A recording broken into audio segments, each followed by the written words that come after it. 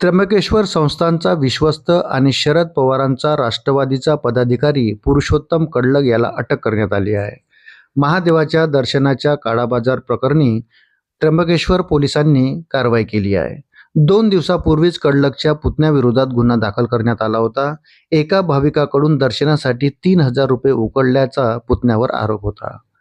त्र्यंबकेश्वर मंदिरात VIP दर्शनाच्या नावाखाली भाविकांची फसवणूक होत असल्याच्या तक्रारी वारंवार समोर येत होत्या. 11 एप्रिल रोजी पंचवटी परिसरातील अनंता सुरेश मेहंदडे आणि त्यांचे मित्र दर्शनासाठी आले होते.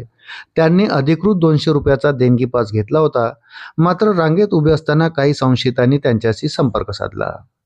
रांगेतून दर्शनाला 4 ते 5 तास लागतील, आम्ही 10 मिनिटात दर्शन घडवतो असे सांगत संशयितांनी भाविकांना आमिष दाखवले. त्यानंतर त्यांनी 3,000 रुपये घेत भाविकांना थेट आत प्रवेश दिला. विशेष म्हणजे देवस्थान ट्रस्टकडून कोणतीही अधिकृत पेड दर्शन सुविधा नसताना ही फसवणूक करण्यात आली.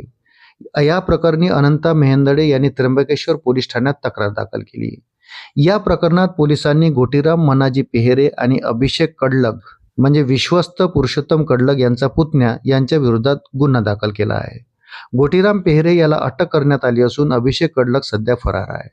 तपासादरम्यान या प्रकरणात विश्वस्त पुरुषोत्तम कडलग याचाही सहभाग असल्याचे समोर आले.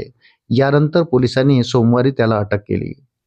त्र्यंबकेश्वर मंदिरात VIP प्रवेशासाठी कडक नियम आहेत. सुरक्षा रक्षक कोणालाही थेट प्रवेश देत नाहीत. त्यासाठी विश्वस्ताची परवानगी किंवा अधिकृत नोंद आवश्यक असते. प्रत्येक भाविकाची माहिती नोंदवहीत नोंदवली जाते. मात्र एवढी काटेकोर व्यवस्था असतानाही बाहेरील व्यक्ती भाविकांना थेट मंदिरात कशी नेते असा प्रश्न उपस्थित होत आहे. अशाच नवनवीन अपडेटसाठी व्हिडिओला लाईक आणि चॅनलला सबस्क्राईब जरूर करा. धन्यवाद.